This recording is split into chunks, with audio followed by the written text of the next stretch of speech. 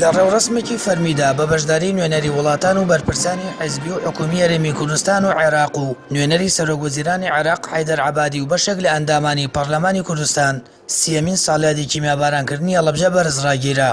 لە وتارێکیدا پارێزگاری هەڵەبجە لە ڕێگەی نوێنەری حەیدەر عەبادیەوە گلەیی خەڵکی هەڵەبجەی ئاڕاستەی حکوومەتی عێراق کرد و داوای لێکردن ڕێکارەکانی بە پارێزگابوونی هەڵەبجە بگرێتە بەر و بە فەرمی هەڵەبجە وەک پارێزگا بناسێنرێت. کەکاری جدی بکەن بۆ کاراکردنی بڕیاری ژمارە 568 لە کۆبوونەوەی ڕۆژی سیوێکی 2013 ئەنجومەنی وەزیرانی عێراقی فیدرال کە تێیدا بڕیار دراوە لەسەر کارکردن بۆ ناساندنی هەڵەبجە وەک پارێزگایەکی سەربەخۆ دیاریکردنی سنووری پارێزگاکە. لای خۆشەوە وەزیری شەهیدان و کاروباری ئەنفالکراوان ڕایگەیاند بۆی نەبوونی پزیشکی پسپۆڕەوە تا ئێستا نەیانتوانیوە نەخۆشخانەی چارەسەری کیمیابارانی هەڵەبجە بکەنەوە. هەرچەندە حکوومەتی هەرێمی کوردستان نەخۆشخانەیەکی تایبەتی بۆ چارەسەرکردنی بەرکەوتوانی کیمیایی لەم شارە دروست کردووە و کەلوپەل و ئامێری تایبەت و پێویستیشی بۆ دابین کردووە، بەڵام لەبەر نەبوونی پزیشکی پسپۆر پێویست ئەم نەخۆشخانەیە هەتا ئێستا بەڕووی بریندارەکانە نەکراوەتەوە.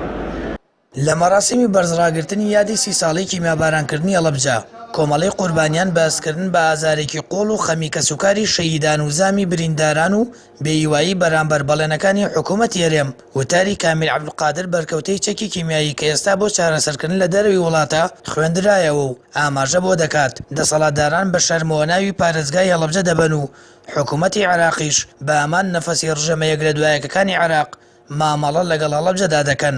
دەسەڵاتدارانی عێراق لە دەسەڵاتدارانی پێشووی خۆیان باشتر نەبوون و تا ئێستاش بە هەمان نەفەسی ڕەگەزپەرستانەوە مامەڵەمان لەگەڵەکەن.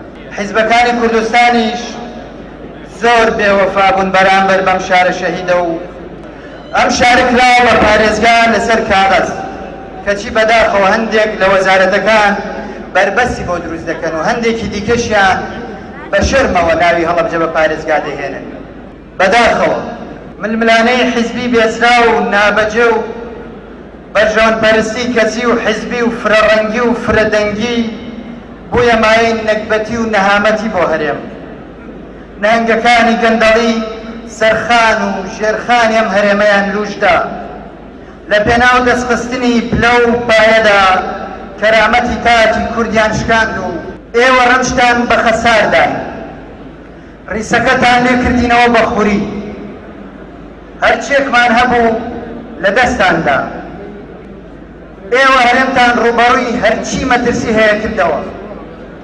ئێوە ئێمەتان گەڕاندەوە بۆ نیو سەدە پێش ئێستا لە هەموو ڕوەکانەوە. تکا دەکەین لەلایەنە پەیوەندیدارەکان چیتر یاری بە هەست و سۆزمانەوە نەکەن، چیتر بەڵێنی ناڕاست و شاخدار و بێکردار نەدەن، یان ئەم شارەمان بە فعلی بۆ بکەن بە پارێزگا یان بە ڕاشکاوی پێمان بڵێن کە ئەم بەڵێنەشمان یەکێک بوو لەو هەزاران بەڵێنە بێکردارەی کە یامان و نەمان بردەسەر.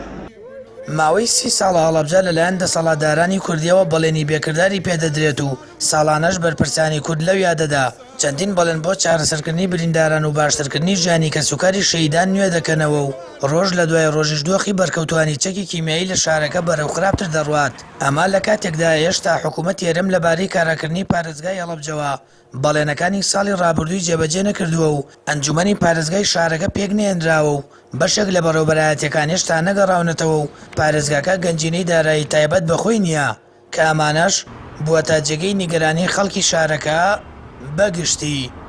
سامان فەتاح، کەناڵی ئاسمانی پەیام، هەڵەبجە.